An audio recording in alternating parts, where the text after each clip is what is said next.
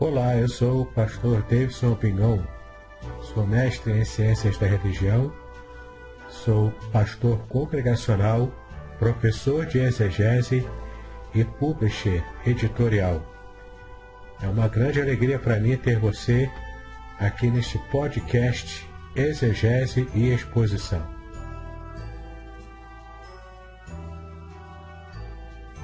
Participe!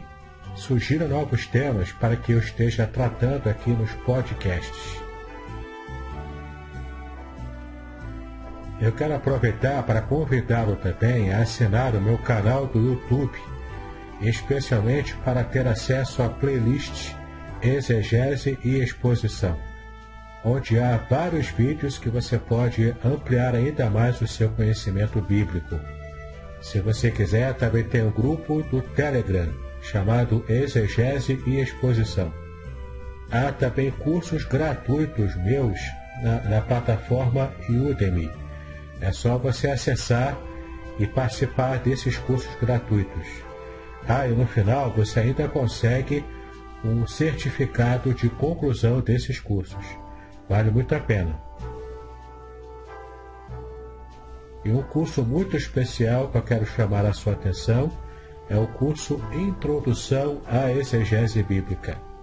Nesse curso, eu te ensino passo a passo da metodologia exegética usada pelos profissionais da área. Eu tenho a certeza de que você será muito edificado ao conhecer o passo a passo desse método de exegese bíblica.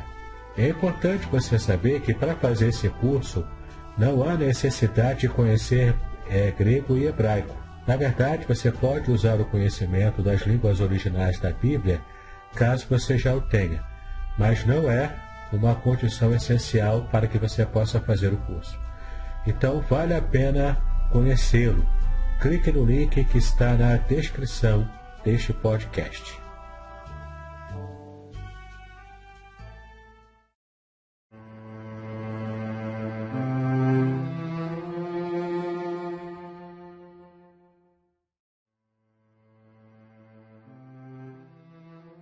Olá, Pedro Drummond, tudo bem com você, meu irmão? Fala, pastor, tudo bem? Graças a Deus, tudo bem por aqui. Nós vamos começar a tratar hoje sobre o filme do Coringa, que você já assistiu, não é isso? Assisti sim, tive a oportunidade de assistir nesse fim de semana agora que passou.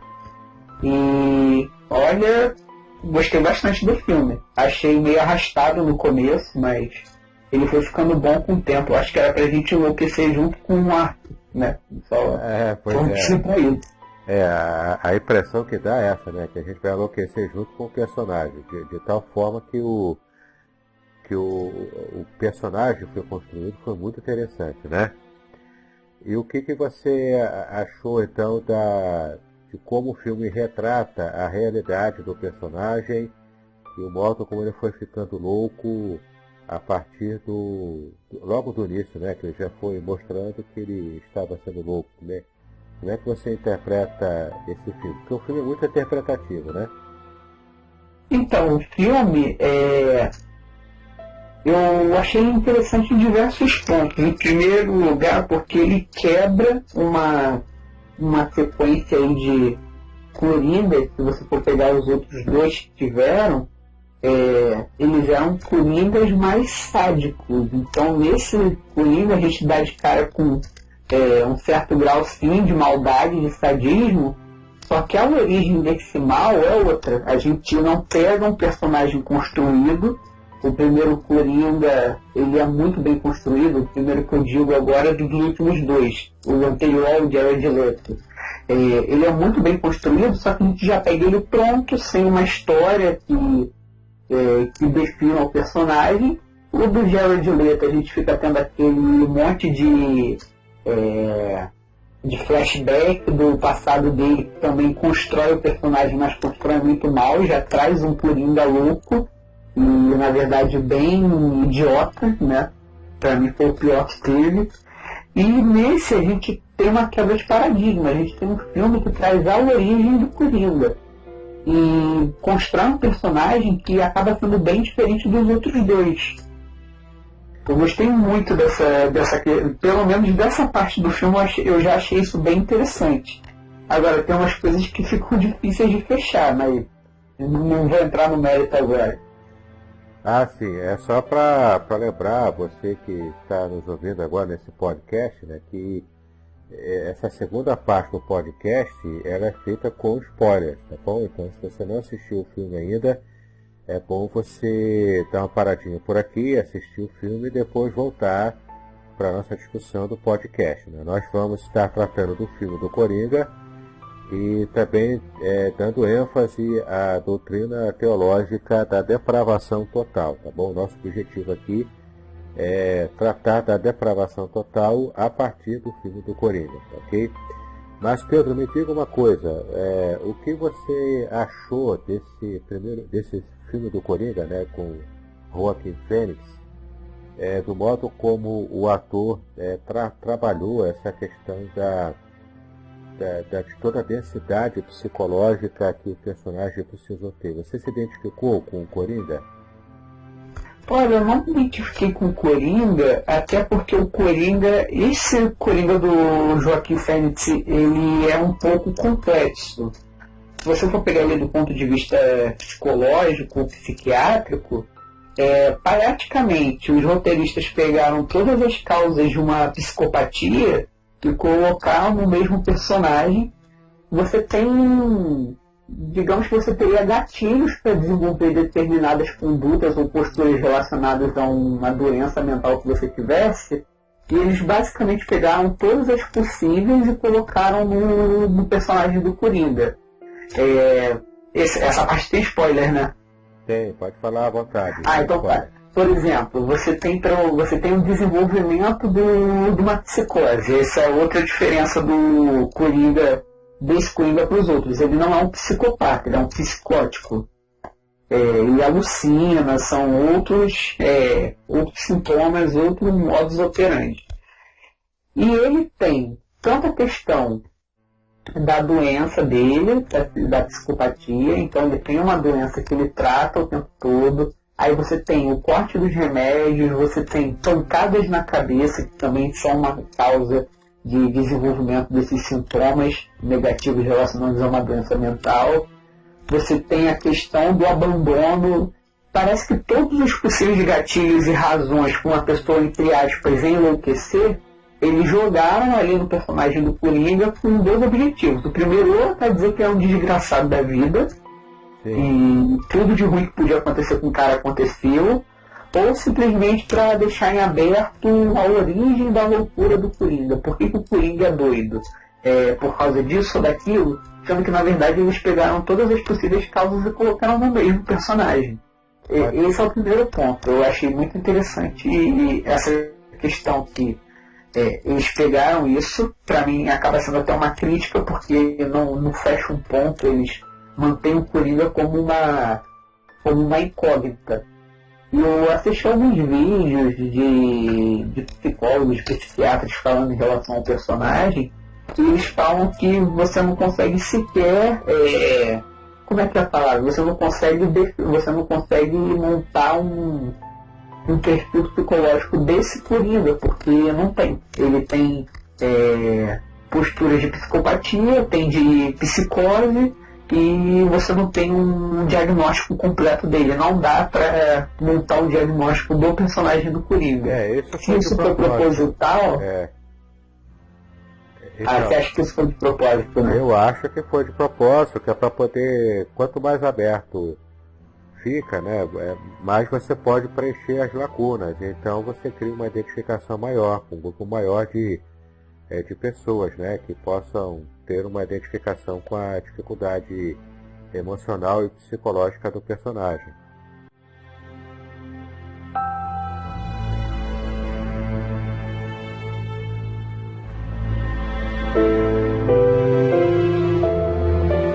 Eu não consegui me identificar com o personagem. O que eu achei que foi fácil de identificar, não pessoalmente, mas conforme a gente for conversar quando entrar na parte da depravação total, eu vou trazer um ponto que eu encontrei, um ponto de convergência ou divergência entre o Coringa e qualquer cristão. Então nesse ponto eu me identificaria com o personagem. Outra questão também que talvez eu tenha identificado mais é que esse filme do Coringa, além dessa questão de abordar a origem da loucura do Coringa, tem também a crítica social. O filme é obviamente uma crítica social muito pesada. Você vê que é ali um conflito ali de pessoas o tempo todo, é uma elite consolidando poder ao mesmo tempo que as pessoas mais necessitadas estão tendo o tempo todo corte de orçamento, corte de verba, de tratamento médico, dos próprios medicamentos que são necessários para ter uma manutenção de um padrão de vida digno, que é o caso do Arthur. Ele precisa dos medicamentos e o mínimo que ele precisa é tirado dele. E você vê também um grande contraste. O Thomas Wayne é uma figura robusta, enquanto o Arthur é uma figura esquelética. É uma pessoa que praticamente não come. Então, até nessa construção da fisionomia dos personagens, dá para você ver que tem um abismo entre duas realidades que estão ali em conflito o tempo todo. Ah, sim, dá para perceber também esse jogo, né, social, e isso fica bem nítido, né, e como o personagem foi sendo construído devido às desigualdades sociais. E esse ódio todo que ele cria pelo pai do Bruce Wayne, né, esse ódio todo, o filme tenta ensaiar uma construção que poderia dar certo ou poderia dar errado, né? O que você achou, por exemplo, dessa insinuação que ficou em aberto sobre o fato de o Coringa ser irmão do Batman? O que você achou? Bem, em primeiro lugar, eu acho que não é. Tem essa questão. Eu acho que é um delírio da mãe. Você vê que a mãe do Arthur também tinha problemas. E realmente há uma grande possibilidade de que ela tenha delirado em relação a essa questão. O filme, na verdade, ele não te dá elementos nem a favor dele realmente ser filho, como a favor de não ser. Embora ali pelo aspecto do personagem, não sei se ele está envelhecido, pela questão da doença dele e do quadro lá dele estar um pouco preso, mas ele não aparentaria ter a idade para ser filho do Thomas Wayne, entendeu? O Thomas Wayne às vezes parece até mais novo que o próprio personagem que faz o Coringa. Essa questão ficou em aberto. Eu acho que ali foi um gancho aí que não fechou. Até porque, se você for parar para pensar,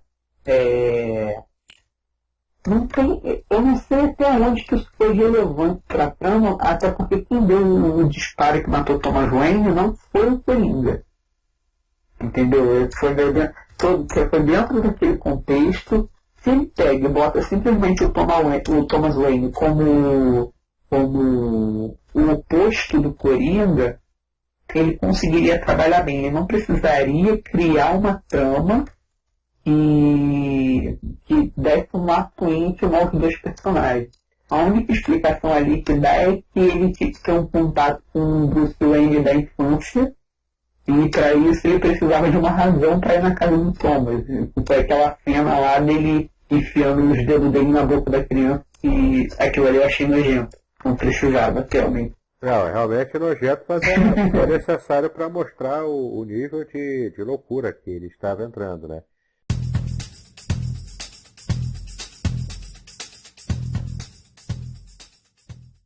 Agora, a questão deles terem criado isso tem uma... Para quem estuda o roteiro, né, quando se faz um roteiro, isso chama-se um tubarão azul. É quando você coloca um elemento que você já não deseja desenvolver apenas para despistar. Coloca um elemento falso, entendeu? Uhum. Eu acho que foi isso que eles fizeram ali. Eles colocaram esse elemento falso para poder criar um despistamento e mais tarde desconstruir tudo, né? Como ele fez também com o fato daquela vizinha, né, do Arthur, que foi tudo uma construção também, o relacionamento dele foi uma construção da loucura dele, e por aí vai, né? Então, na minha opinião, foi apenas um tubarão azul, né, para poder despistar a gente e criar os plot twists que também tem bastante, né? Aquelas as viradas de enredo, né? Que explodem a nossa cabeça, né? Bom, então, você quer falar mais alguma coisa sobre o filme, sobre o que as suas percepções do filme, o que você achou? Olha, o filme, para mim, foi muito bem trabalhado. Foram 2 horas de filme, praticamente. As 2 horas elas te prendem bem. Eu gostei muito de como que o jogo de câmeras ele cativa a gente. O próprio uso das cores também é uma coisa que foi muito ressaltada, que você vê ali os momentos, você basicamente define os momentos de delírio do Arthur pelas cores da cinematografia. E você consegue definir também os momentos em que é Arthur e os momentos em que é Coringa. Tanto por uma questão da postura do personagem, quanto pela questão das próprias cores. Você vê que quando ele meio que faz que o Coringa nasce, que é naquele momento do trem, pra mim, ali o jogo de cores ali, ele estava com uma roupa bem colorida, embora fosse a roupa que ele estava trabalhando, mas você vê que se dá um destaque, parece que ficou mais colorido. Ele muda a própria postura dele, ele estava lá todo curvado, aquela postura morta dele, e depois que ele vai matar aquele gordinho lá, tá de um gordinho, correu pouco. Ele chega lá que ele vai matar, ele vai decidido, coluna ereta, reto, e assim, você vê que foi um filme de ódio. O cara pegou, descarregou o tempo no papelzinho lá. Pois é, na minha opinião, essa cena do trem, ela foi essencial para o Arthur começar a se tornar o Coringa, mas ele ainda não era o Coringa ali, entendeu? Na minha opinião. Para mim ele se tornou Coringa quando ele finalmente foi no programa daquele apresentador, né, que ele admirava, e ali ele desfere todo o ódio que ele tinha criado por ele, né, porque ele havia zombado dele antes. Ali que nasce, na minha opinião, o Coringa realmente já consolidado, e dali é só para ladeira abaixo mesmo, né? Ali, para mim, ele adotou a identidade de Coringa. Ele se aproveitou ali daquele contexto que ele tinha criado, mas se você for parar para pensar, ele é o Coringa antes disso. Porque quando ele chega aí pro programa, ele já vai pro programa mega decidido, ele faz aquela dança lá dele doida lá, uma dança que ele já vinha ensaiando, mas se você for parar para pensar, ele já estava louco antes. Deixou lá uma margem lá pra gente pensar que ele matou aquela mulher que ele delirava, a vizinha lá e a filha, entendeu? Então quando ele vai no programa, ele já tinha matado ela e a filha, ele já tinha matado aquele cara lá que deu a arma pra ele já tinha deixado o anão embora. Ah, o anão, tem que tomar esse anão também. Ai, meu Deus. A porta! Essa cena do anão, ela foi icônica. Até hoje a gente tá falando dela, né? Se bem que a gente ali talvez ele estivesse começando o Coringa. Por quê? Você vê que ele ainda tá um tanto lúcido ali.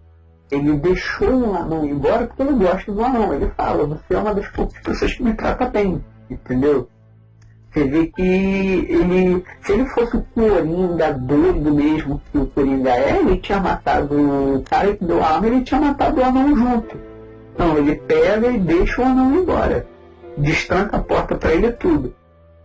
Ali eu acho que ele ainda estava oscilando entre o Arthur e o Coringa, porque ele faz aquela brincadeira como se fosse atacar o anão sai correndo, ele ri, e depois ele abre a porta, dá um beijo na testa do cara e deixa embora. Aí desce, vai lá no apartamento lá da suposta namorada dele, e ali ele já mata as duas, pelo que ficou em aberto. Eu acho que realmente matou. Quando ele chega no programa, ele já chega Coringa. Você vê que o que antecede a ida dele pro programa é aquela descida dele lá na ladeira, lá naquela escadaria, que ele já desce transformado.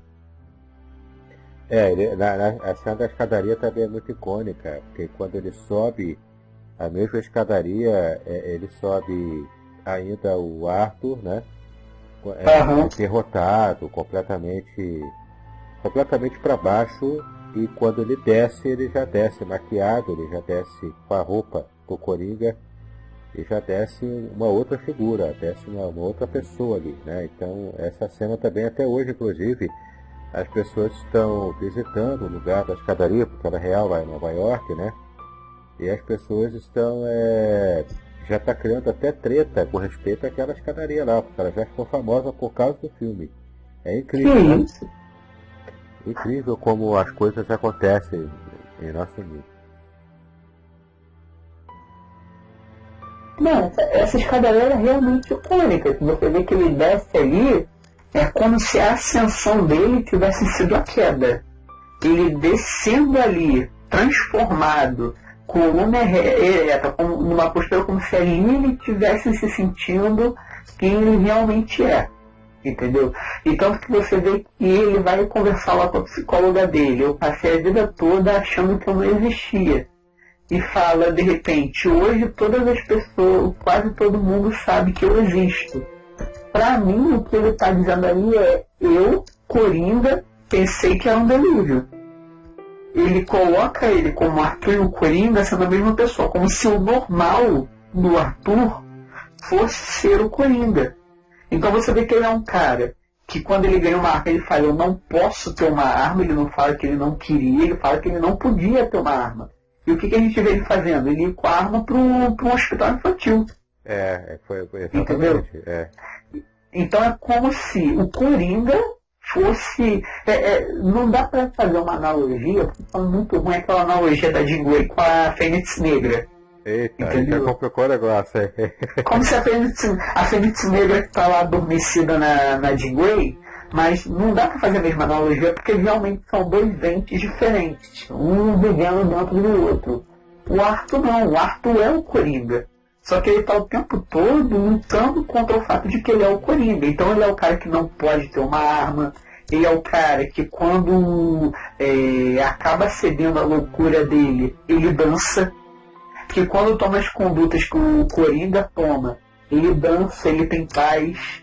Você vê que ali a figura de normalidade dele, de paz, de alegria, quando não é um delírio, é quando ele é o Coringa. Ele se diverte lá quando os policiais estão perseguindo ele e são linchados pelos seguidores dele. Você vê ele rindo de verdade. Entendeu? Então, pra mim, essa escadaria, essa descida dele da escada, mostra que ele finalmente aceitou quem ele era. Eu sou o Coringa, eu não sou Arthur, não, eu sou o Coringa. E ele desce transformado, e ali ele já era o Coringa, não quando ele chega no programa. Ele chega no programa exatamente para declarar uma verdade que ele já sabia. Eu sou o Coringa. Entendeu? Ele já vai pro programa, e aí ele assume as mortes, ele já vem com um discurso político que na verdade não é dele, ele absorve aquele discurso que criaram para ele, nunca foi dele aquele discurso ali, então ele acaba se aproveitando e montando um contexto perfeito para ele poder ascender, entendeu?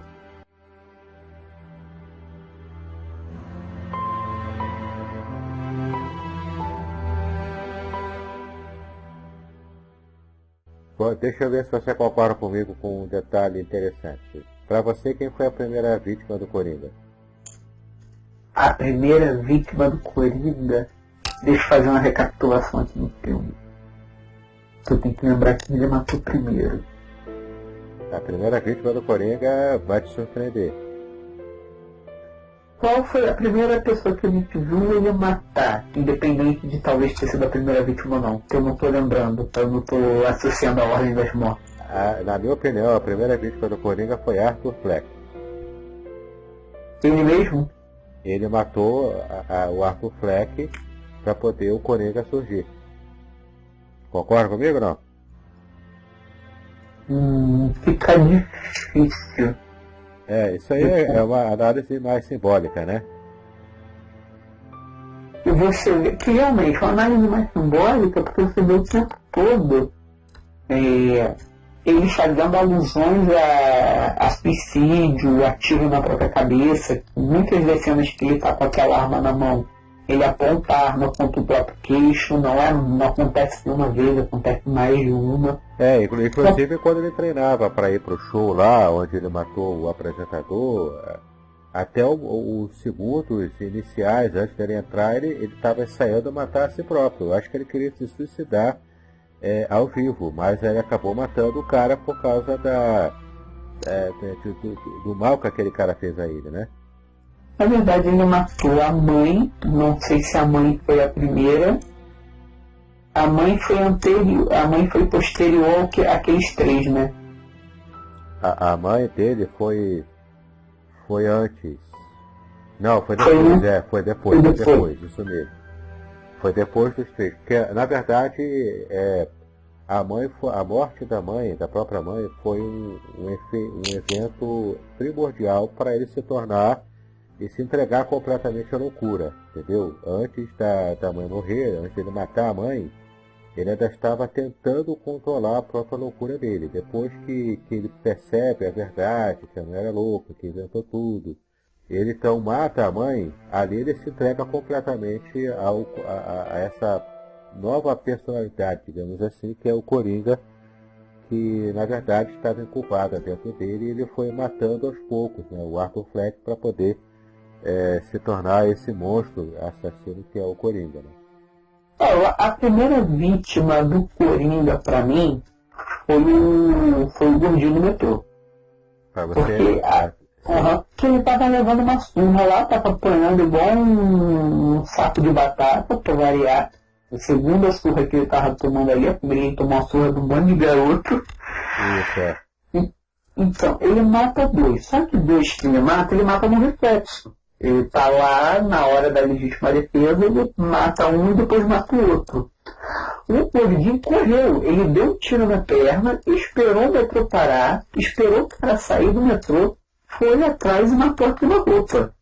Então, pra mim ali, aquela morte é do Coringa, não é do Arthur Fleck, entendeu? O Arthur Fleck, eu acho que teria parado naqueles 2 e o garoto teria ido embora. O executivo lá do N teria ido embora com um tiro, que foi dado ali na hora do calor.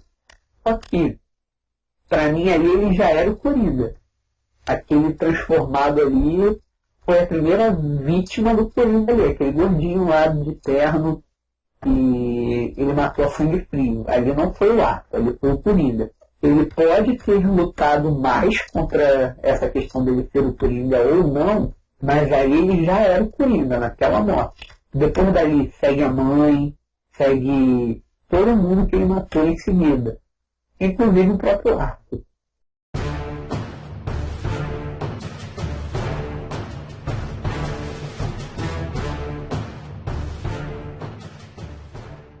Entendi. Mas então, eu vou aproveitar esse gancho aqui para a gente começar a falar já da depravação total, né? Que é o objetivo desse podcast, né? Porque a primeira parte do podcast que eu lancei, eu tratei do tema depravação total, mas como esse podcast é dedicado à exegese e exposição, então eu fiz uma análise exegética baseada no texto de Gênesis capítulo 6.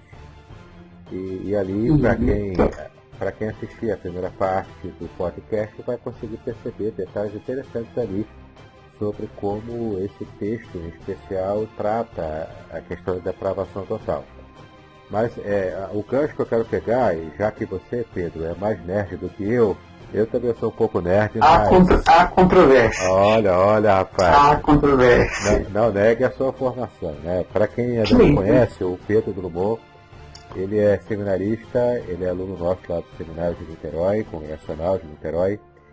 Ele também é formado em Direito, não é isso, Pedro? Isso. E ele é nerd de carteirinha, né? Ele curte bastante cultura pop, mangá, não é isso, Pedro? Fala um pouquinho sobre o que você curte e então a gente vai aproveitar o gancho para falar já da parte doutrinária, que é o que mais interessa nesse podcast. Bem, então se é para falar de mim, essa acusação de eu ser nerd, ela não é verdadeira. Olha, rapaz. O fato de eu ter um pouquinho de gosto assim, por jogos, por quadrinhos, por mangá, E às vezes as pessoas ficam assim conversando comigo, aí eu começo a falar sobre quadrinho e me empolgo. Não quer dizer que eu seja nerd. Não, que isso, eu leio tanto quanto o pastor dele. Ah, que maneira nenhuma. Mas não é pecado ser nerd não. Gostar dessas coisas é legal. Eu também gosto bastante, li bastante quadrinhos quando era adolescente. Hoje já não tenho tempo para isso, mas sim. Mas bem ou mal, quem tem feito muito isso é o Iago Martins, do Dois Dedos de Teologia, mas a cultura do quadrinho, do anime, dos próprios jogos, ela é muito rica teologicamente. Entendeu? Sim, dá para pegar muita coisa. Eu tenho uma... Por exemplo, você tem jogos como Shadow of Colossus, que são jogos que marcam, assim, pelo menos marcaram uma geração que foi a geração do jogo. Ele foi remasterizado agora para os últimos consoles, mas quando você vai descobrir, Shadow of Colossus é uma referência enorme ao texto bíblico. O grande vilão, o nome dele de trás para frente, é o nome do homem que determinou a construção da Torre de Babel. E tem toda uma simbologia. A Nimrod, né? O Nimrod. Então, o vilão é o contrário de Nimrod, o vilão do jogo, quando você descobre no final. E toda a postura do personagem, ela acaba refletindo, ela acaba tendo um paralelo na palavra. Tem um jogo que eu estou procurando até hoje, exatamente por essa questão do paralelo com o texto bíblico. Era um RPG que eu jogava na minha infância, só que eu não consigo lembrar o nome, que, olha só, vamos ver se você identifica. Os heróis eram um grupo de guerreiros que estavam tentando derrubar uma seita que ensinava para as pessoas que todas as coisas estavam pré-determinadas a acontecer, que estava tudo predestinado. Eita, um fatalismo, né? Não chegava a ser um fatalismo, eu vejo como é um jogo oriental. Então, eu vejo que é uma crítica nesse jogo, a própria questão do cristianismo, com a visão de um Deus soberano, e já escreveu todas as coisas, no sentido de que todo o destino da humanidade está nas mãos dele. E se você vai jogar uns jogos mais orientais, você vê que eles lutam muito contra essa questão do destino. A luta contra o destino é uma temática muito forte em jogos do Oriente. É sempre um personagem destinado a fazer alguma coisa muito grandiosa ou lutando contra esse destino o tempo todo. Então acho que esse jogo que eu joguei na minha infância, na época eu não entendi, eu não maldei, mas de repente ele veio na minha cabeça como uma crítica ao cristianismo. Eu estou procurando esse jogo até hoje, eu pretendo escrever um artigo sobre ele e sobre outros jogos que eu tenho identificado que fazem referências bem grandes à palavra de Deus, ou que dá para fazer grandes aplicações. Os quadrinhos não são diferentes, nós temos muitos quadrinhos que você consegue analisar teologicamente. O próprio super-homem, né, a figura do super-homem, dizem que ela é um paralelo de Jesus Cristo. É o anticristo, na verdade, né? Porque ele é o anticristo. Ele é esse personagem que anda é como se fosse um espelho de Jesus Cristo, né? Por isso eu coloco ele como anticristo. Tem muitas questões messiânicas ali que aparecem, e é feita de propósito, tá? Cada filme é tudo feito de propósito, para poder criar esse paralelo, nesse espelhamento de Jesus Cristo com o super-homem, né? O Superman, que também é uma referência ao Superman de Nietzsche, né? Aquele filósofo anticristão, na verdade, né? Eu acho que mais do que o Superman, se a gente for pegar no próprio universo da DC, eu acho que onde você vê isso muito claramente é nos quadrinhos do Alan Moore, a série do Watchmen. Sim, A figura do Dr. Manhattan, você vê que você tem lá todos os heróis, e o único herói que de fato ele tem superpoderes é o Dr. Manhattan, e a primeira coisa que fazem é idolatrá-lo, é transformá-lo num deus. E você está o tempo todo vendo o Dr. Manhattan negando que ele poderia ser Deus, entendeu?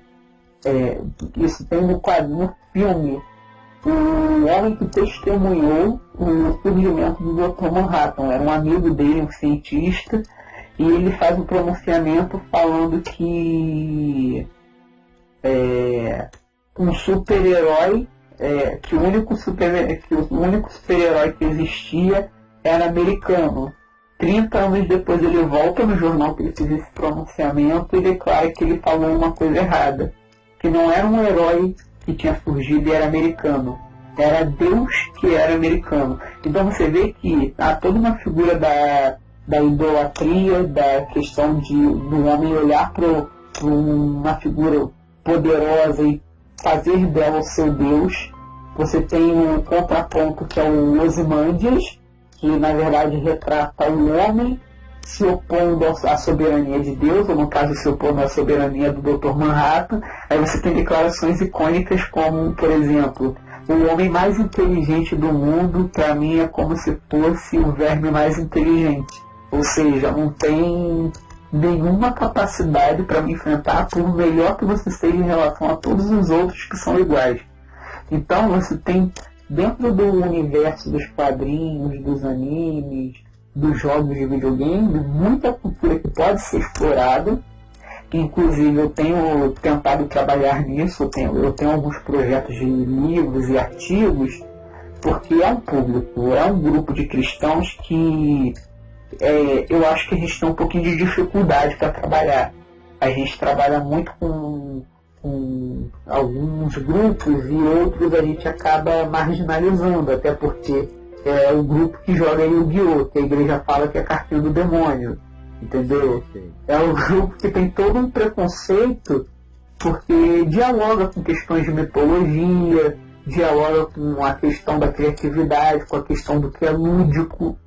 E a postura da igreja nos últimos anos foi sempre olhar para aquilo que não é estritamente bíblico e ver como algo puro. Eu já vi cristãos criticando o Senhor dos Anéis, sem saber que Tolkien tinha toda uma questão teológica por detrás da história dos elfos, dos anões, dos dragões, e imputando aquilo como obra do diabo, porque falava de dragão, falava de elfo e falava de magia negra.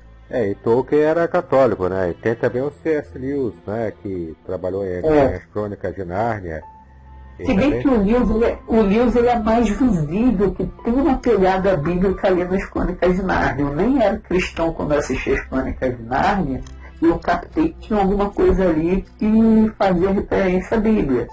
Um pouco de cultura bíblica que eu tinha, já deu para fazer uma referência. Tá falando de Deus, tá falando de Jesus, esse reino aí que ninguém entra, um reino aí deve ser o tal do reino do céu. Isso me lembro que eu também era convertido ainda.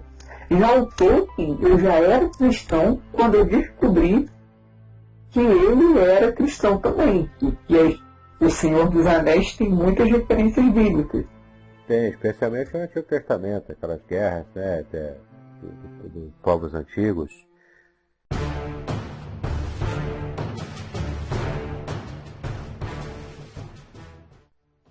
Bom, vamos fazer então agora o link, o Pedro, com a doutrina da depravação total.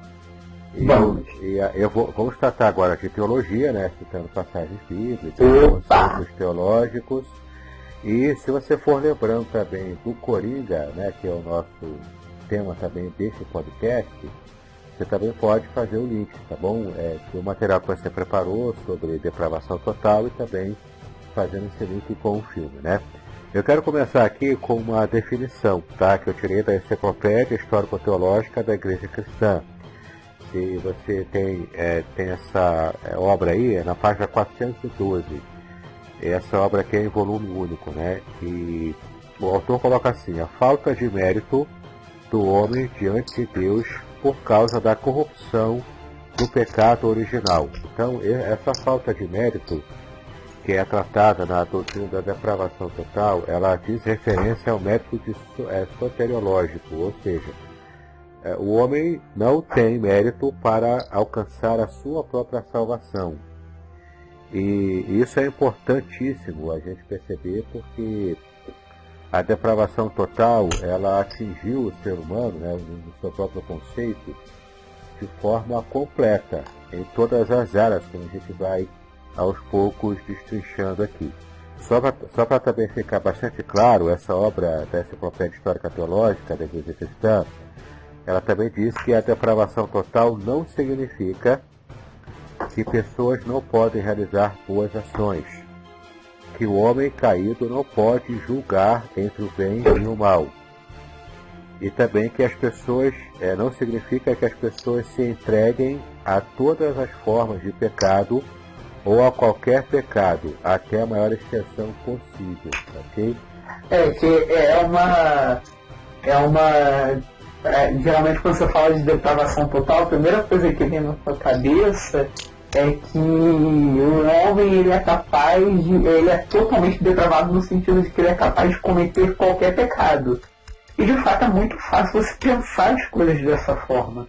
Então a gente acabaria até concordando com alguns discursos que falam que todo homem é um estuprador em potencial, se a gente fosse levar para isso. Se ligou, né? Se a gente fosse levar isso ao pé da letra, nós teríamos de dizer que esse discurso está correto. Mas a depravação total é exatamente esse ponto, de que o homem é totalmente depravado, no sentido de que não há uma área da existência humana que não tenha sido afetada pelo pecado de Adão. Então, nossos pensamentos são pecaminosos, nossa ética é pecaminosa, nossas condutas são pecaminosas, nosso pensamento, nossas emoções, nossa carne, tudo isso foi afetado pelo pecado. Nossa relação com a família, até mesmo com a natureza. E essa definição que você deu, essas definições, elas são bem completas.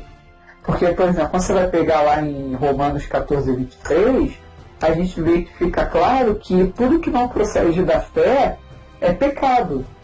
E o homem, naturalmente, tudo que ele faz é pecaminoso. Quando você diz para mim que o homem não é capaz o homem é capaz, mesmo sendo depravado, de distinguir o que é bom ou ruim, eu vejo que ele consegue distinguir o que é bom ou ruim moralmente. Só que mesmo que ele faz de moralmente bom, acaba sendo pecado, porque não procede da fé.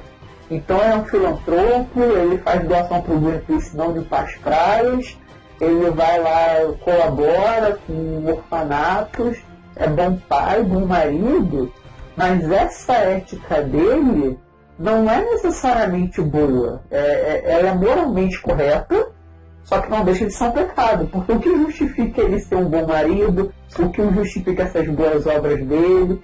Será que quando ele faz uma campanha para as pessoas doarem para uma instituição, na verdade o que ele quer não é isenção de impostos? Quando ele faz uma obra de caridade, ele não quer ser visto, ele não quer ser reconhecido como um bom pai? Então a gente vê que, aos olhos da palavra, tendo uma moral correta ou não, tudo é pecado, porque não há um justo. É o que está escrito lá em Romanos 3, versículos 9 a 11. Aí você pega também, por exemplo, Romanos 7, 19, e você vê que nos homens que não têm Deus, você também não tem bem nenhum nele. O bem que ele faz é como se fosse um trapo de imundícia. Esse trapo de imundícia, ele é uma referência a um pano menstrual, né, que se usava no Antigo Testamento. As mulheres usavam aquilo. Então Deus considera as nossas boas obras, né, na perspectiva da perfeição divina, como sendo esse pano sujo, né, esse pano completamente contaminado, né, pela imundícia humana.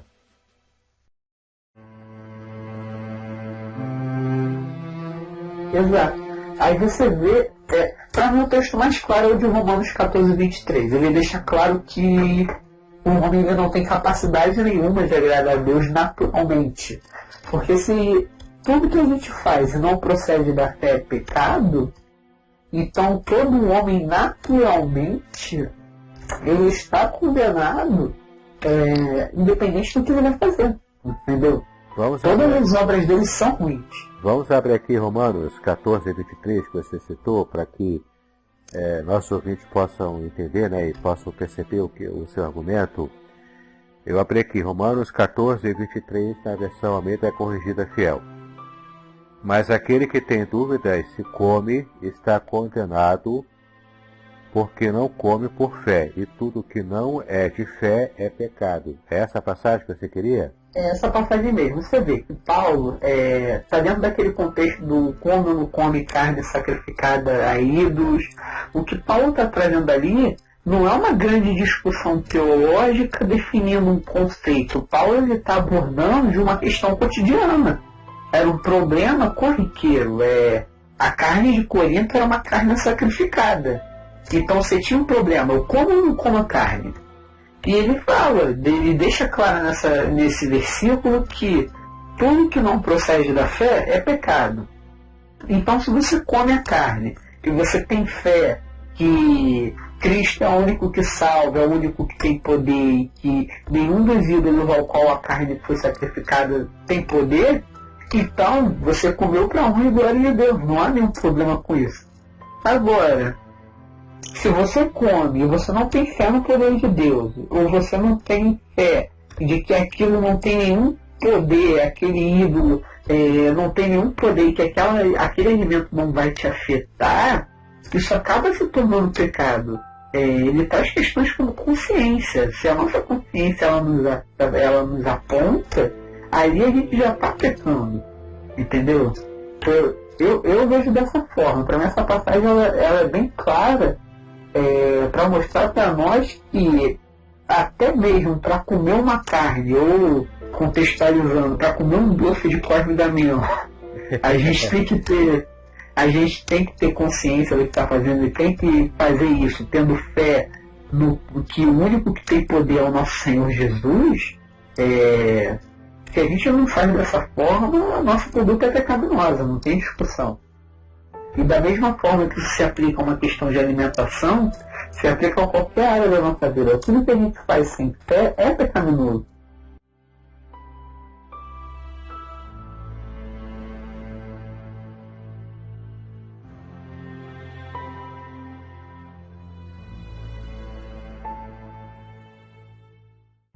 Exato, eu separei aqui sete pontos, né, em que há várias referências bíblicas em que as escrituras se referem quando elas tratam da depravação total. Então, o primeiro dos 7 pontos é que Jesus reconhecia pessoas boas. Está em Mateus 22, versículo 10. Então já demonstra claramente que há algum nível de bondade, né, em cada ser humano, apesar dessa depravação total ser uma realidade. A segunda delas mas Cristo rotulou seus próprios discípulos como homens maus também. Você pode verificar isso em Mateus 7, versículo 11. O terceiro aspecto da depravação total, conforme as escrituras dizem, diz a extensão dessa depravação, né? A mente humana está afetada pela depravação. Você vai ver isso em Romanos capítulo 1, versículo 28 e Efésios 4, versículo 18. A consciência também se tornou impura, Hebreus 9, 14. O coração se tornou enganoso, Jeremias 17, versículo 9. E a humanidade, por sua própria natureza, está sujeita à própria ira de Deus, Efésios 2, versículo 3. Você vai ver isso aí. O quarto aspecto bíblico da depravação total é que Deus enviou o dilúvio como castigo da depravação da humanidade, em Gênesis 6, versículo 5. E para você ter uma ideia mais abrangente sobre essa passagem, você assiste a primeira parte. Você escuta, na verdade, né, a primeira parte do podcast, onde eu faço a análise exegética dessa passagem. O quinto aspecto da depravação total, de acordo com a Bíblia, é a depravação, segundo Cristo, está no íntimo do ser humano e é a raiz de todas as más ações desse ser humano. Você pode conferir em Marcos, capítulo 7, de 20 a 23. O sexto aspecto é que Paulo também demonstra que ela está profundamente arraigada no ser humano. É universal e total, conforme está em Romanos, capítulo 3, de 9 a 18. E por fim, o sétimo aspecto é que o homem não tem capacidade de salvar-se a si mesmo. Pode praticar o bem e fazer escolhas, mas não pode regenerar-se a si mesmo, como está em João, capítulo 1, versículo 13. A não ser que o Espírito Santo ilumine o indivíduo, este permanecerá nas trevas, porque não tem forças para sair por si próprio dessas trevas, como está em 1 Coríntios 2, versículo 14.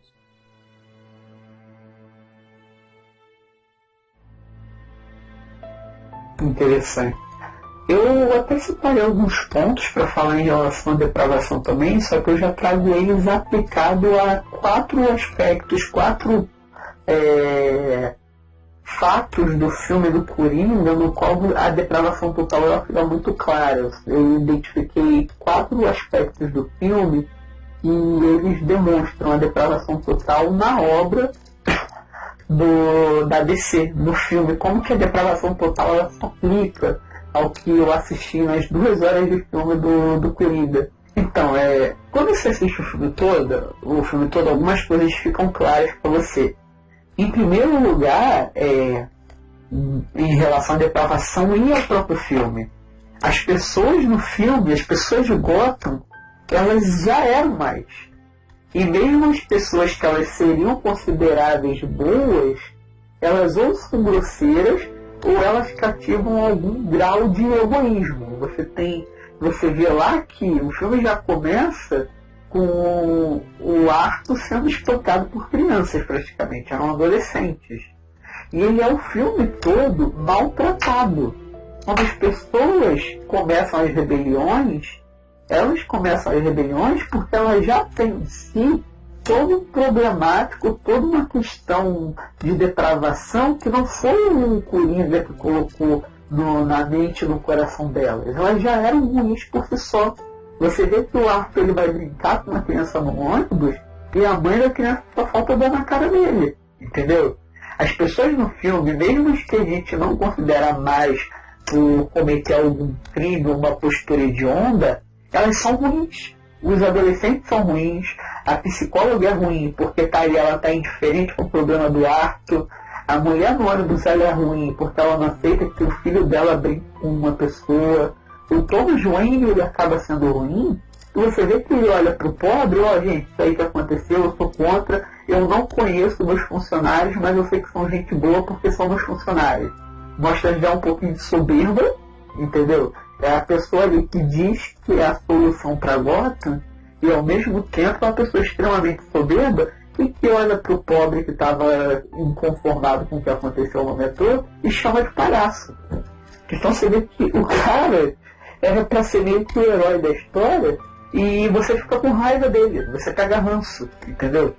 Isso até desconstrói bastante do mito do Batman, né? Porque o Exatamente. Batman se mira no próprio pai como sendo esse paladino da justiça, né? Da bondade, e isso meio que forja o caráter do Batman quando o Thomas Wayne morre, ele assiste, né? Isso meio que forja para que ele se torne o Batman, né? Que ele se torne. E o Batman, cara, já é figura muito, muito legal em relação a isso. Que é tipo assim, eu sou o Batman, eu não uso armas de fogo e eu não mato, mas se for necessário eu vou alejar você. Ou seja, ele não mata um vilão, ele não mata o bandido, mas ele deixa o cara numa cadeira de rodas se for necessário. Entendeu? Ele tortura como investigação. E mesmo essa questão do matar, isso acabou ficando muito relativizado com o Batman também, porque você vai descobrir mais à frente agora nos quadrinhos que não existia um Coringa, existiram 3. 2 Coringas o Batman matou.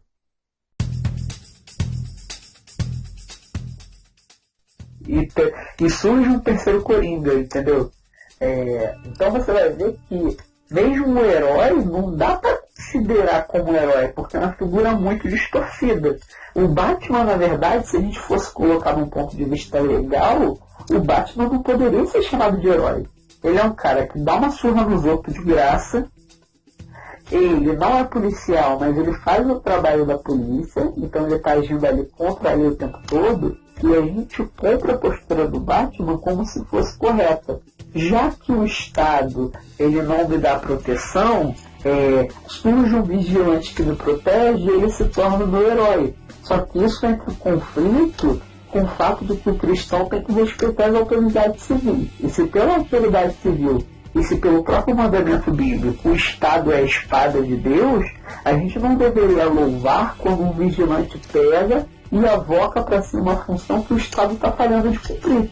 A gente deveria ir em cima do Estado e cobrar que ele melhorasse a conduta dele. Aqui no Rio de Janeiro, né, que às vezes parece uma gota, né, aqui no Brasil... eu acho que é pior que gota. A gente percebe essa figura do miliciano, né, que se aproxima muito do que os quadrinhos e a cultura pop criou com respeito ao Batman, né, qualquer vigilante desses que aparece nas histórias, né? Exatamente. Aí eu fiz um paralelo com o texto bíblico para mostrar, em primeiro lugar, que no filme do Coringa fica claro que as pessoas elas são ruins. Então a gente vê lá que é como se Gotham tivesse sido entregue aos seus próprios pecados, igual a gente tem a figura lá de Romanos 1,18, mostrando que do céu se manifesta a ira de Deus sobre toda a impiedade e injustiça dos homens que detêm a verdade e justiça. Deus se manifesta ao povo, o povo, se achando sábio, acaba se tornando indiferente a Deus e trocando a figura de Deus por figuras corruptíveis, talvez lideranças humanas. E qual é a postura do Senhor nesse momento? Entrega ele aos próprios pecados. Gotham é uma cidade entregue aos próprios pecados. E é uma cidade que você vê que tudo de ruim que pode ter, tem. E as pessoas são ruins. Além dessa própria questão de serem pessoas entregues aos seus próprios erros e pecados, também vai ao encontro do texto de Romanos 5, o capítulo 5 de Romanos, que vai tratar sobre a questão de o pecado ter entrado por meio de Adão e ter sido resgatado e ter sido justificado por meio do segundo Adão, que é Cristo. A questão é, aquelas pessoas ali herdaram a culpa adâmica, mesmo sendo personagem, mas é uma referência a uma sociedade, é uma referência a uma pessoa que é verdadeira. Então, elas são pecadoras. Isso fica muito claro porque elas estão ali entregues aos pecados delas. Isso em primeiro lugar, as pessoas são mais. São egoístas, são depravadas, complicadas.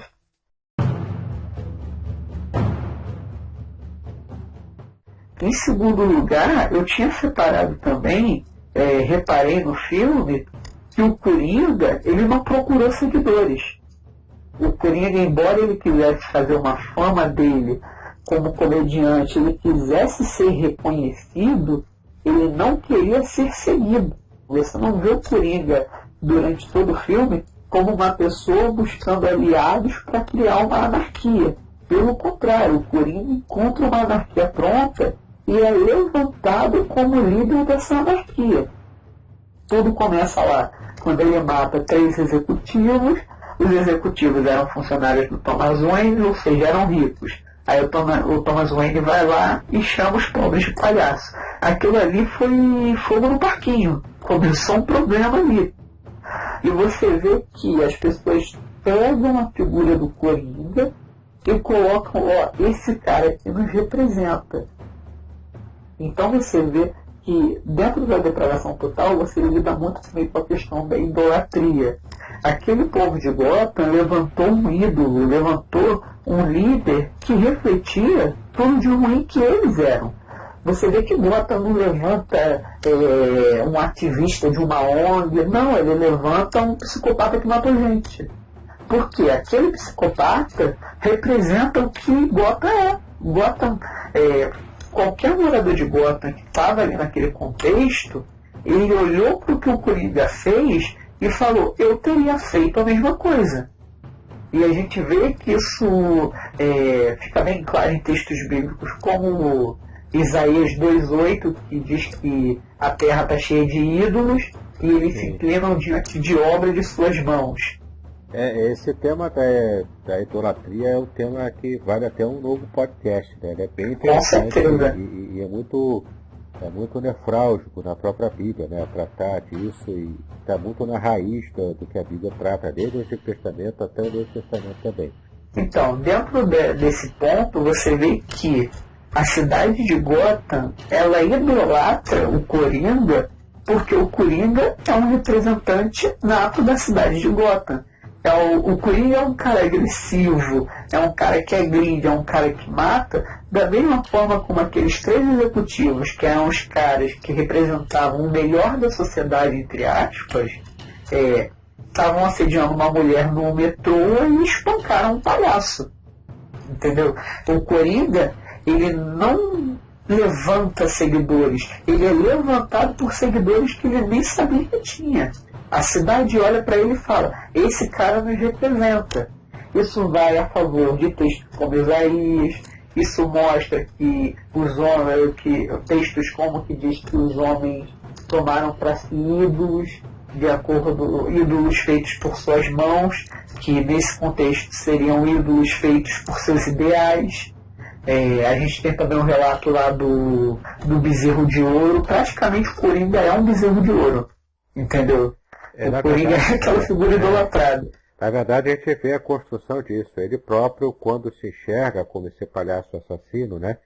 Naquela cena em que ele imita aquela imagem do jornal, e aquele sorriso macabro, e também quando ele vê um dos influenciados, né, por ele, com a máscara, ele se sente forte com aquilo, ele se sente bem com aquilo, ele próprio se enxerga como um ser humano só naquela situação, e não antes disso, né? Porque ele era um pária da sociedade, ele era um ninguém, um Zé Ninguém. E a partir daquele momento em que ele se descobre um assassino, ele vê um potencial para algum tipo de coisa que ele não via antes, né?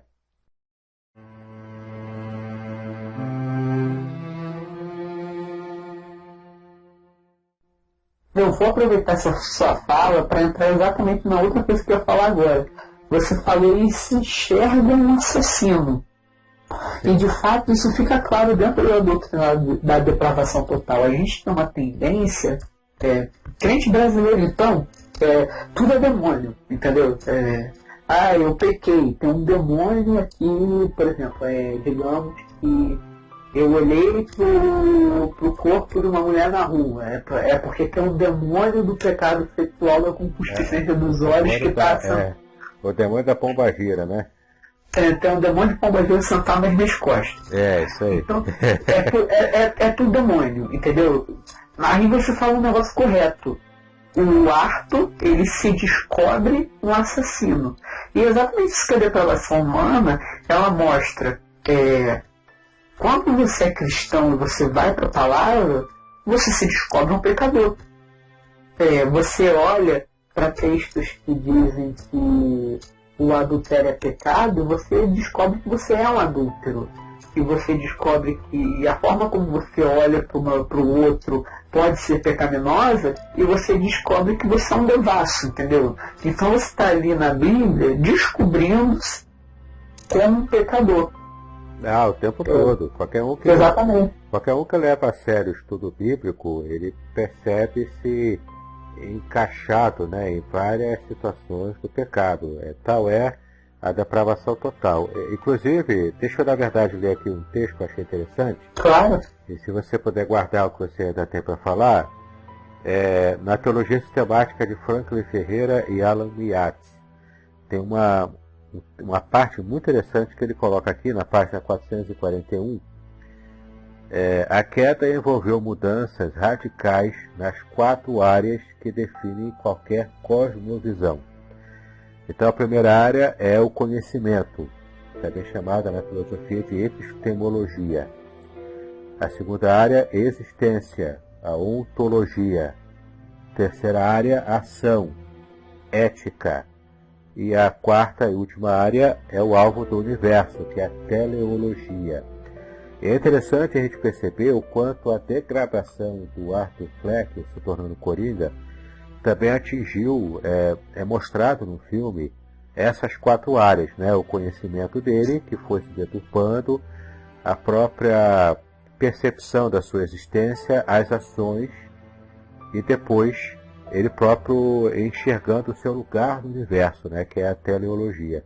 É bem interessante como a gente percebe, é bem interessante como o filme retrata essa degradação completa e total do personagem, né, e justamente como a queda afetou a humanidade nessas 4 áreas principais.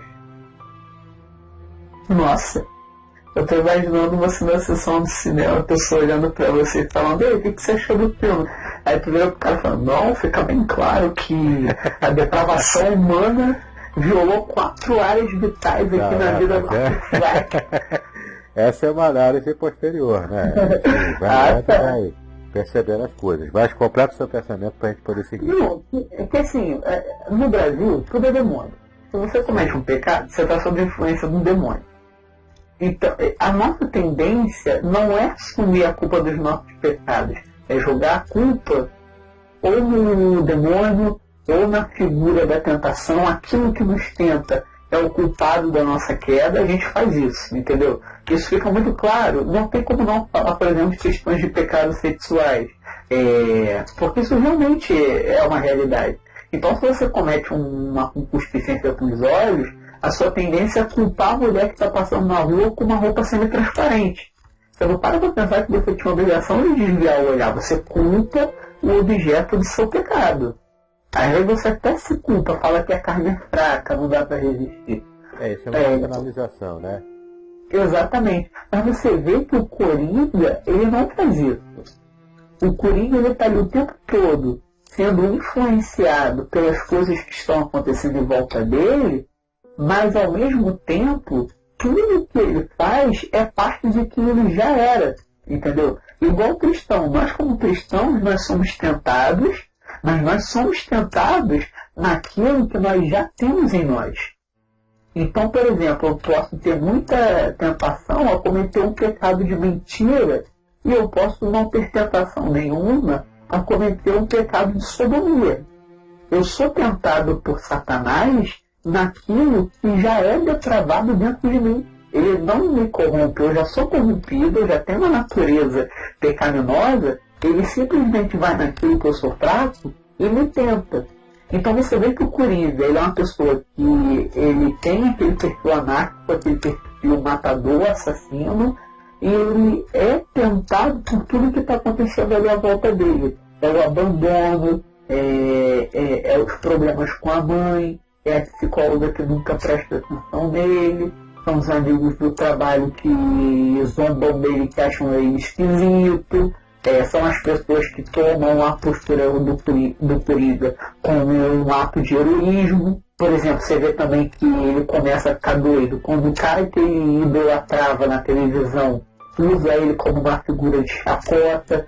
Então o Coringa, ele é uma construção de tudo que aconteceu no contexto da vida dele, mas ao mesmo tempo ele estava sempre ali, sendo tratado com remédio, sendo tratado com bloqueio emocional do ato. Ele se torna o Coringa em primeiro lugar porque ele já era o Coringa no seu interior. Da mesma forma que nós cometemos pecados, não porque somos tentados, mas porque o pecado, em primeiro lugar, ele já estava no nosso coração. A tentação só chama atenção para esse fato. Aí você tem textos como de exortações, como por exemplo 1 Coríntios 15:33, que vai dizer lá: não se deixem enganar, porque as más companhias corrompem os bons costumes. Por quê? Nós temos sim a influência externa que pode de fato nos desvirtuar, nos desviar do caminho, a figura do Coringa nos levar à postura do vilão anárquico, mas ao mesmo tempo nós devemos compreender que esse pecado que as más companhias nos incitam, ele também está em nós. Aí você vai ter textos como o capítulo 1 de Tiago, quando você vai ler lá no versículo 14. Cada um é tentado pela sua própria cobiça, quando esta o atrai e seduz. Ou seja, você sofre uma tentação por algo que já é seu, que já está no seu interior. Então a cobiça, havendo concebido, dá a luz ao pecado, e o pecado sendo consumado, gera a morte. Isso fica muito claro no Coringa, que ele se torna o Coringa pelo que aconteceu, por todo aquele conjunto de coisas que aconteceu durante 2 horas de filme, mas ao mesmo tempo ele já era o Coringa. Ele não culpa ninguém por se tornar o Coringa. Por ele ser o Coringa, tudo que acontece acaba ganhando um novo sentido.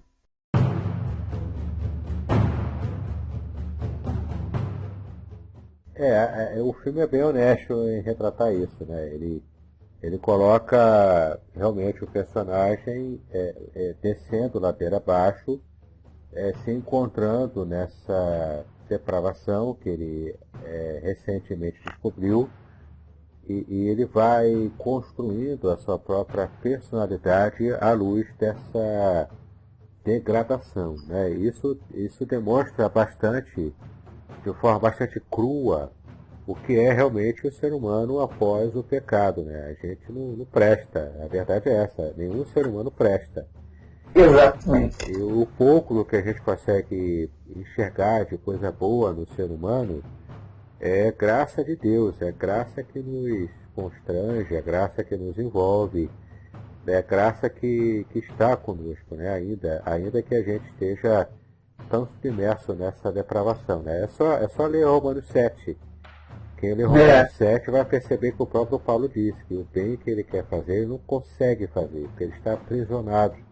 Ele está preso a essa carnalidade, a essa constituição completamente vendida e depravada, né, por causa do pecado.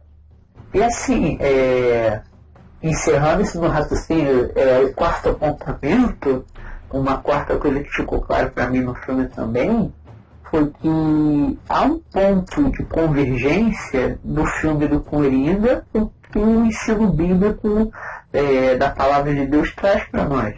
Que é o fato de que o Coringa, ele reconhece a depravação dele. Você tem a figura lá aquele ato na escadaria, aquela cena icônica, aquilo ali é o Coringa reconhecendo, eu sou o Coringa. E dali para frente, ele se entrega à sua impiedade. Isso é um paralelo bíblico muito interessante, porque um cristão, em certo grau, ele acaba tomando a mesma postura que o Coringa. Porque nós reconhecemos a nossa impiedade, a nossa depravação, só que diferente do ato, a gente não se entrega àquilo que nos afasta de Deus. A gente corre em direção à cruz, pedindo por misericórdia. O ato, na verdade, é uma representação muito forte do ímpio. Ele tem noção do que ele é, ele tem noção do que ele é capaz, e ao invés de recorrer, óbvio que não é um filme cristão, então isso de fato não aconteceria, ele precisa ser um vilão, ao invés de se jogar aos pés da cruz ou procurar ajuda, ele se entrega à própria natureza. E quantas pessoas nós temos por aí que se entregam à sua natureza, que seguem uma filosofia de vida onde você tem que fazer aquilo que é natural a você fazer. Então, você acaba, dentro dessa cartilha, adotando uma série de práticas pecaminosas, reconhecendo que isso é natural em você, entendeu? Então você não tem como lutar. Basta apenas abraçar o seu monstro interior. Eu acho que isso é muito claro também no filme. É aquela teologia do deixa a vida me levar, né? Exatamente. E aí as pessoas vão se entregando, né, completamente aos seus vícios e sem essa preocupação, né, do que a gente entende biblicamente como a redenção. Aliás, no filme do Coringa não há redenção. Como é a construção de um vilão, ali não existe redenção. Nenhuma.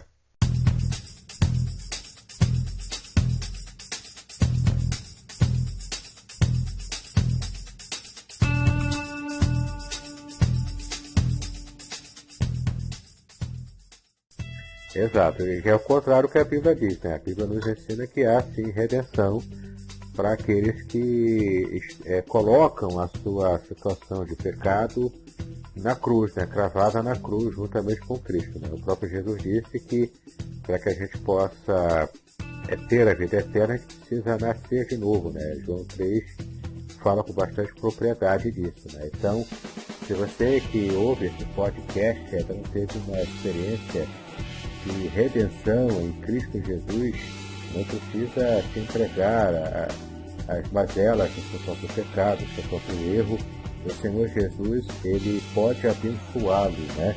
Você pode simplesmente conhecer um pouco mais da Bíblia e saber o plano de redenção de Deus para a humanidade, né? Quem dera se esse personagem, né, o Arthur Fleck, se ele fosse real, né? Se ele fosse uma pessoa real, e se ele tivesse conhecimento do que o Senhor Jesus poderia ter feito por ele, ele não se tornaria esse vilão, né, que nós conhecemos bem nos quadrinhos. Nós estamos já chegando na parte final do nosso podcast e eu queria que você, Pedro, desse essas considerações finais, então, de repente focando essa parte da redenção, se você achar legal, e depois das suas considerações finais eu farei as minhas, e então encerramos o nosso podcast.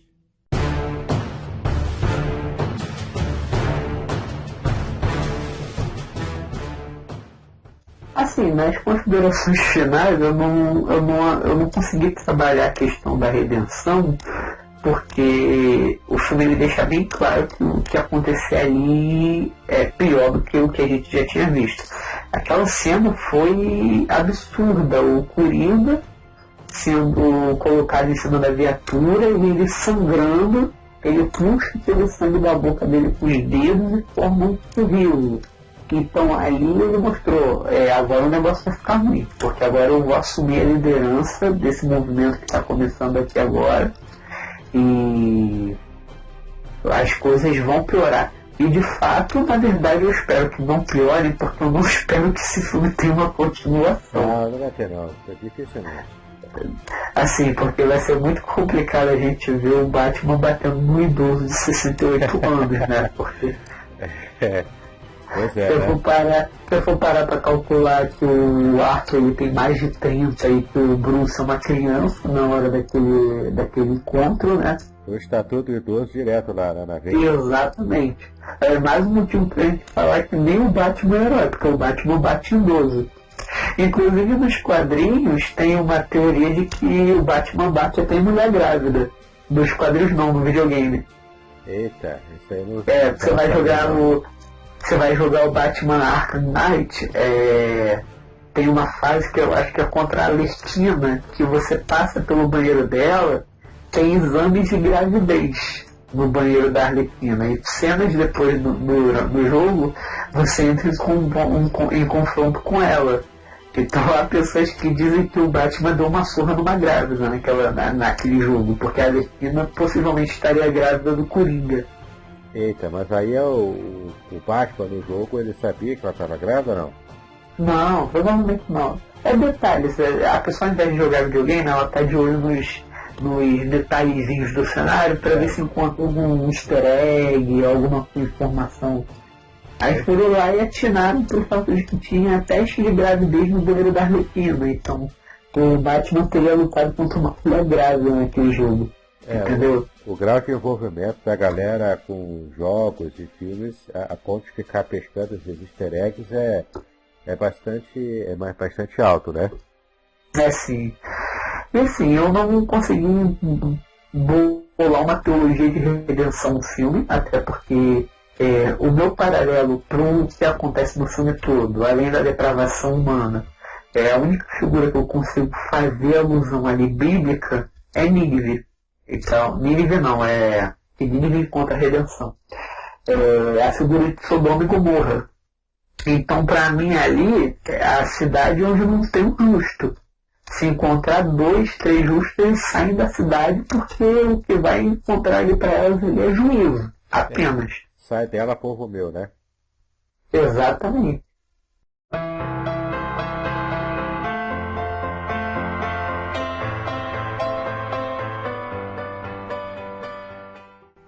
A Nínive também, ele encontrou redenção temporária, momentânea. Depois ela foi novamente destruída. Ela foi realmente destruída porque o arrependimento dela não durou muito tempo. Então, eu quero terminar então, nas minhas considerações finais. Eu concordo com o Pedro. O filme não mostra a redenção, é o personagem indo ladeira abaixo. e se tornando o icônico vilão, né, da carreira do Batman. E a gente assistiu isso, né, com bastante requinte de detalhes e de crueldade também. Para mim foi uma experiência válida. O filme é um filme pesado, não é recomendável para qualquer tipo de personalidade. Tem pessoas que têm um estômago mais fraco, né? Ele funciona como um soco no estômago, né? E o filme ele é recomendável apenas para quem curte, né, esse tipo de pensamento assim mais forte e consegue enxergar esse filme como apenas uma representação, né, e não como algo que possa realmente influenciar para que se torne um novo estilo de vida. Né? E se você gosta de assistir um filme pesado, eu vou te recomendar um chamado Paixão de Cristo, do Mel Gibson. Esse é pesado, pois é. Esse é bem pesado. Apesar do foco ali ser a redenção, mas ele foi feito, né, de modo muito pesado. Exatamente. Se for para assistir um filme pesado, pelo menos assista um filme que vai te fazer refletir no que é correto. Vai te fazer chorar pelas coisas certas, né? Exatamente. Pelos motivos certos. Então, olha só, eu queria também indicar aqui alguns livros e algumas páginas desses livros, né? Que alguma coisa eu falei aqui nesse podcast. E eu quero recomendar para você que se interessa em conhecer um pouco mais da doutrina da depravação total. Primeiro é a Teologia Sistemática de Luz Verkoff. A versão que eu tenho aqui é uma versão antiga, na editora Luz para o Caminho, nas páginas 220 a 263. E se você comprar a versão mais atual, provavelmente as páginas serão diferentes, mas você consegue achar ali a doutrina da depravação total em Berkoff, né, que é o livro mais importante da teologia reformada. Né? Tem também a Teologia Sistemática Atual e Exaustiva, de Wayne Grudem, também muito recomendada, edição de Vida Nova, página 402 a 424, também trata da depravação total. A Teologia Sistemática de Millard Erickson. Eu gosto bastante de Millard Erickson porque ele tem uma pegada exegética, né? Como eu gosto de exegese, essa teologia sistemática dele vem bem a calhar ao nosso interesse. Né? Então, o Millard Erickson, Vida Nova também, edições Vida Nova, página 541 a 633. Teologia Sistemática de Franklin Ferreira e Alan Miatz, da edições Vida Nova também, da página 423 a 479. E o último livro que eu queria indicar, esse é mais simples, ele é mais fininho também, Fundamentos da Teologia Reformada, de Ernest Maia, página 49 a 78. Também trata desse tema da depravação total. É da editora Mundo Cristão esse último livro aqui.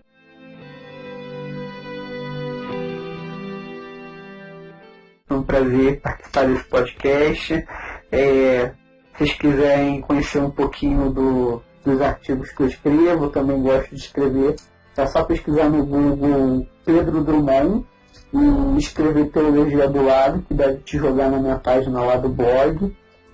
Agradecer ao pastor Davidson por esse convite, para mim foi muito interessante, até porque eu gosto muito dessa questão dos quadrinhos, muito mesmo. Então, ter a oportunidade de pegar um personagem que eu acompanhei durante a minha infância e fazer uma análise da teologia que eu desenvolvi agora na minha fase adulta, para mim é uma vitória. Poder refletir em tudo aquilo que fez parte da minha vida com um olhar para Cristo, mesmo que seja uma história e não tenha nenhum fato real implicado nela. E espero participar de outros podcasts, né? Com o pastor Davidson. Então já fica aqui o meu alto convite. Então, Pedro, foi um grande prazer para mim ter você aqui participando desse podcast. Gostei bastante desse formato, né, de diálogo, de conversa. Pode ter a certeza de que outros convites virão, né? Porque eu também trabalho com temas de cultura pop, né? É bem o meu estilo de trabalho também, né? Eu tenho inclusive alguns e-books à venda na Amazon sobre Simpsons, sobre a teologia de Matrix, é bem interessante, né? Um dos livros sobre os Simpsons que eu tenho lá em formato digital é Homer Simpson, o meu herege favorito. Tem também Ned Flanders, o super igrejado, né? E tem bastante material interessante lá. Eu acho que se você gosta de cultura pop e de teologia, de Bíblia, você vai curtir também esse material. Então, muito Meu obrigado. herege favorito é o Senhor. Como? Meu herege favorito é o Senhor, hein? Não, que isso, rapaz. Isso aí com certeza será editado essa parte. Não, assim, uma curiosidade para você que está ouvindo, o pastor Davidson, ele é professor no Seminário Teológico Congregacional de Niterói, e durante aproximadamente 5, 6 anos, ele foi professor, praticamente dono da cadeira de seitas e heresias. Assim, é muita identificação com o assunto. Então, vocês estão falando com o cara certo. Se vocês quiserem falar de heresia, ele é o cara. Bom, não chega a esse ponto, né? O que conta, eu já fui professor da cadeira, mas o que conta é o que eu faço hoje, né? Hoje eu dou aula de hebraico e de exegese bíblica lá no Seminário Teológico. Mas ainda assina com 3 pontinhos na assinatura. Não, isso aí é implica da oposição, rapaz. Isso é implica da oposição. Mas então, Pedro, muito obrigado pela sua participação. Foi uma honra ter você aqui. Você é um dos melhores alunos que nós temos lá no seminário. E é uma grande felicidade para mim, né, poder contar contigo nesse podcast. E pode ter certeza, outros virão, porque são temas que interessam a gente, né? Pois é, muito obrigado mesmo então, pastor.